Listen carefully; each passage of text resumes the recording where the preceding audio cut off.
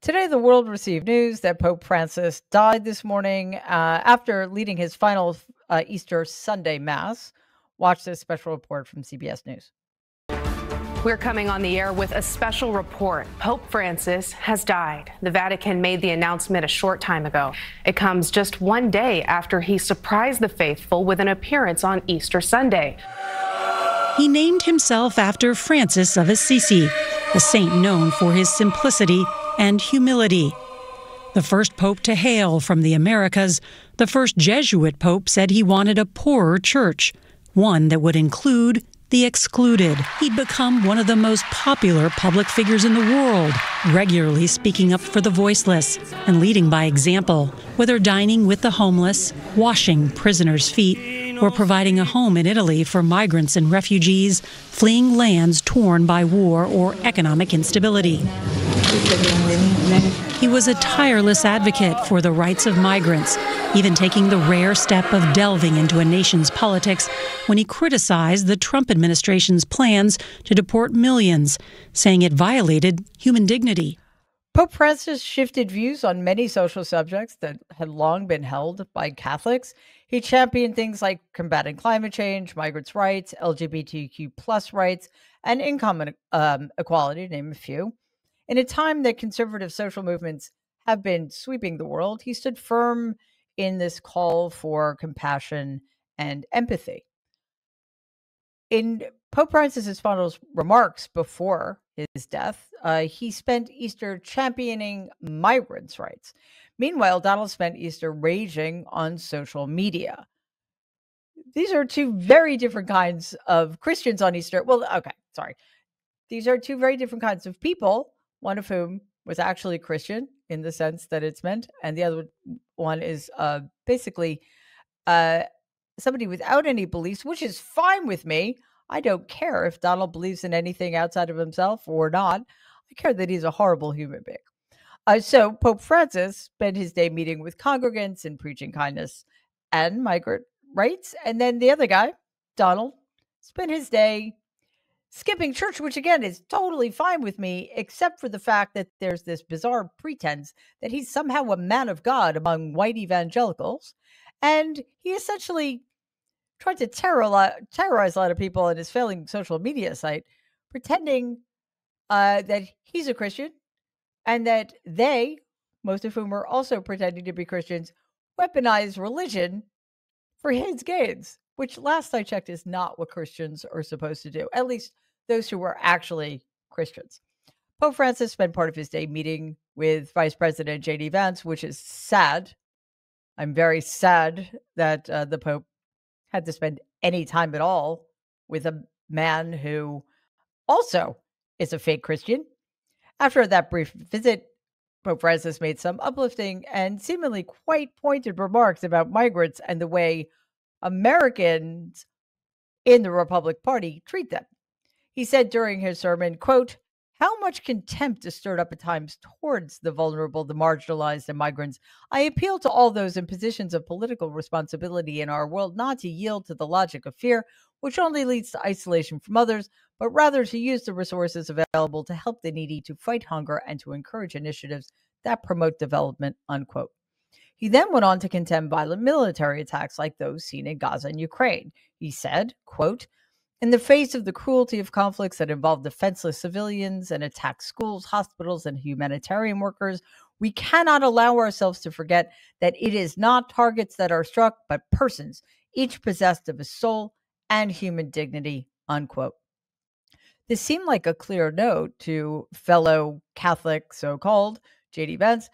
The way that the Trump regime is handling war and immigration is the opposite of Christ-like. Except, of course, if you remember that pseudo-Christians like Donald and J.D. Vance, well, I think that might even be going too far. Are they even pseudo-Christians? Anyway, the godless unbelievers, and again, I don't care, but they're also horrible, right? These people, including the white evangelicals who embrace them and give them cover, apparently don't believe in the New Testament, which last I checked, again, I'm not a Christian, but I've read the Bible more than these people ever have. The New Testament is the one that includes Jesus's teachings last I checked, unless it's been revised, because who knows what's going on with that Trump Bible. Anyway, it is kind of shocking that, well, not shocking. What's good is that the Pope felt free to make his, I was going to say contempt, but that's probably not what he's feeling. His disdain, his disappointment in the actions of J.D. Vance and people like him against migrants and against, I mean, basically against humanity. What's shocking though is that Vance, who purports to be Catholic, I believe he converted when he was in his 30s, didn't seem to take it to heart, because the Pope is not just the head of the Catholic Church. The Pope is God's representative on earth. He is the supreme earthly authority in the Catholic Church. See, here I go knowing stuff about Christianity again, even though I have no business knowing these things. If you're a Catholic, if you are a devout Catholic and the Pope says something to you, you're supposed to take it seriously and you're supposed to listen, because otherwise it's kind of like going against God. Shocking that J.D. Vance would go against God. I know. Before we go further, though, please hit like, share this video, and subscribe to our channel if you haven't already, because we are pushing to increase subscribership. As independent media, your support helps us reach more people and keeps this going. While messages of peace and unity on Easter Sunday were spread by people like the Pope, Donald, it will not surprise you at all, was doing quite the opposite. He spent his Easter Sunday, let's see, on his knees in prayer, in thoughtful contemplation. He golfed. He played golf. And he probably played badly, because that's what he does. And the bad golf playing is very possibly what led to his unhinged ranting on his failing social media platform.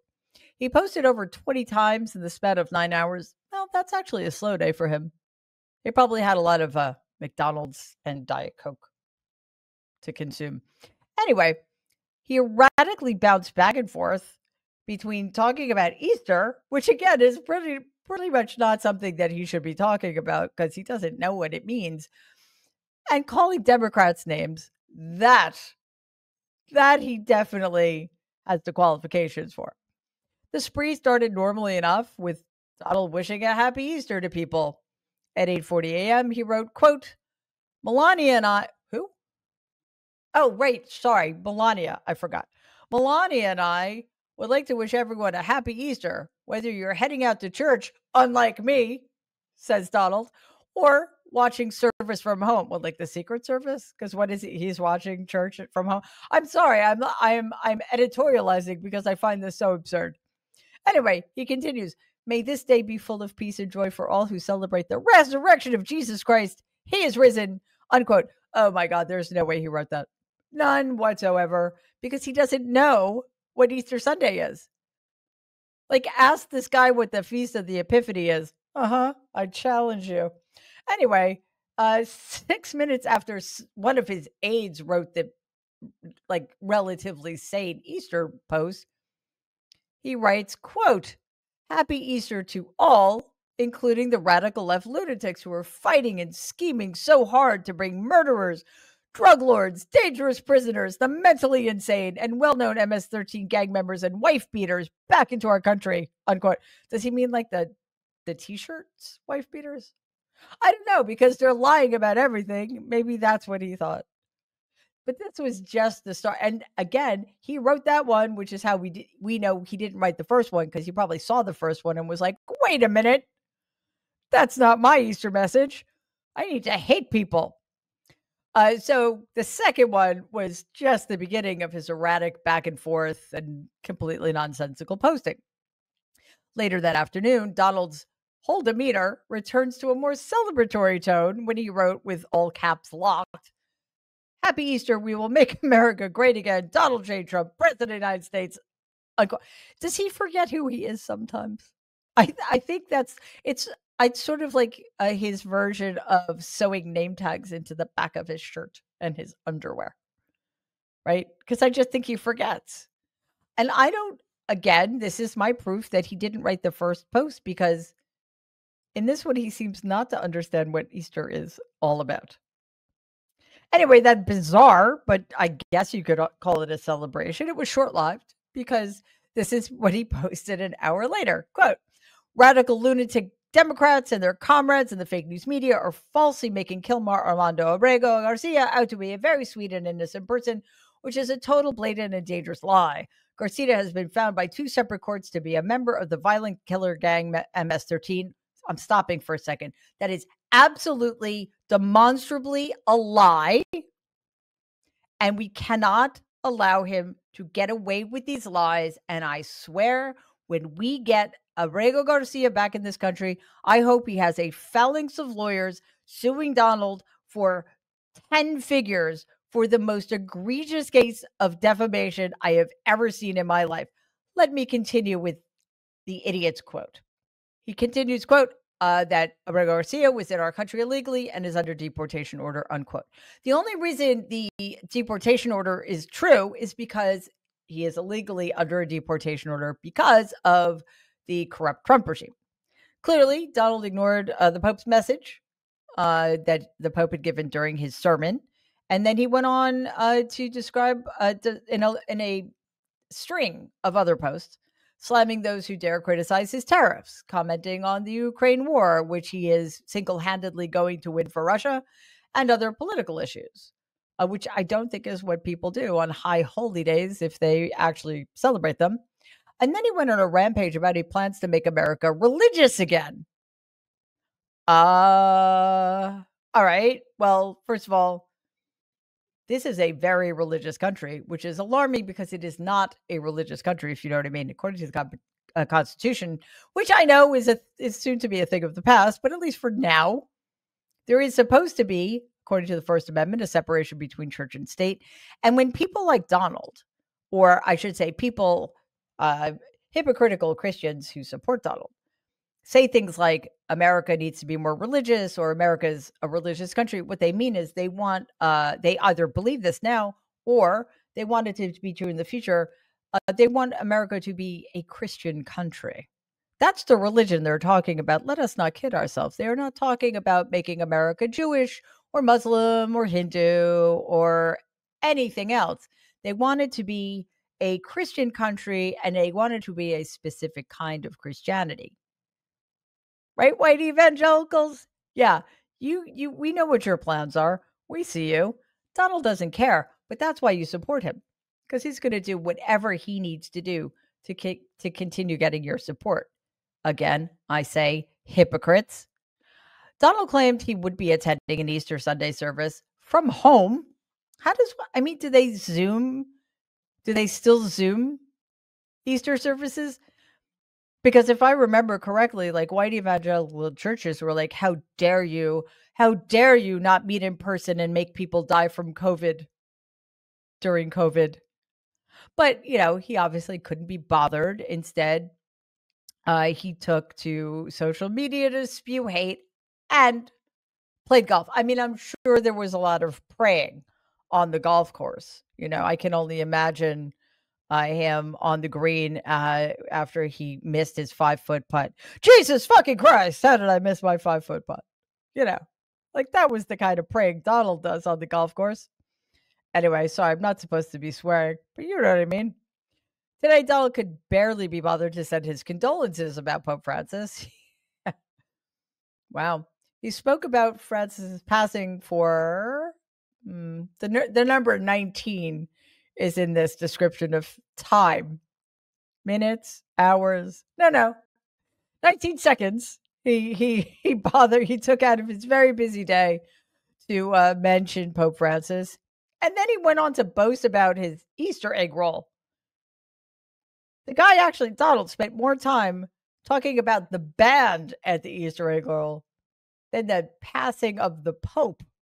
I just signed an executive order putting the flags of our country, all of them, all federal flags and state flags, at half-mast in honor of Pope Francis. So he was a good man, worked hard. He loved the world, and it's an honor to do that. I want to thank everybody for being here. This is some band. I've heard this band actually indirectly for 4 years and very directly now for 4.5. And I like the direct method even better. But the Marine Corps band is very, very special. Thank you very much. What a great job. Thank you. And I just want to give a special thank you to our great First Lady who organized this entire event. She worked very, very hard on it. She worked very hard. I said, "What are you doing?" She said, "I'm working on the egg roll." I said, "That sounds like a lot of fun." Oh, sorry. Did she work harder than the Pope? I bet she did. Did she love the planet? No. It's so insupportable. It's just so insupportable having to listen to that person talk about anything, quite honestly. But yeah, I mean, thank goodness we have the Marine Corps band to help us get through these difficult times. Anyway, J.D. Vance, a pseudo-Catholic, also wrote a quick blurb about Pope Francis's death. Quote, "I just learned of the passing of Pope Francis. My heart goes out to the millions of Christians all over the world who loved him. I was happy to see him yesterday. And although he was obviously very ill, but I'll always remember him from the below homily he gave in the very early days of COVID. It was really quite beautiful." Unquote. All right, well, that's tepid. Like, you would think you meet your pope, the representative of God on earth for your church, and then he like dies right after. I mean, take some responsibility, JD. I mean, it has to have been you. But no, I mean, it's like, seriously, like, what kind of response is that? I don't even know what to make of it other than, again, Donald Trump and J.D. Vance don't believe in anything. Again, I don't care. I'm fine with that. But there's the second half of the sentence that's problematic. They don't believe in anything beyond their own deeply, deeply selfish ends. And they will use anybody, hurt anybody, stomp on anybody to achieve those ends, which, again, last I checked, I don't know from personal experience, is pretty unchristian. Please take a second and like and share this video. It'd be awesome if you could subscribe to the channel. If you're listening to us in podcast form, please follow us and give the show a 5-star rating because it really does help other people find our content. Thanks.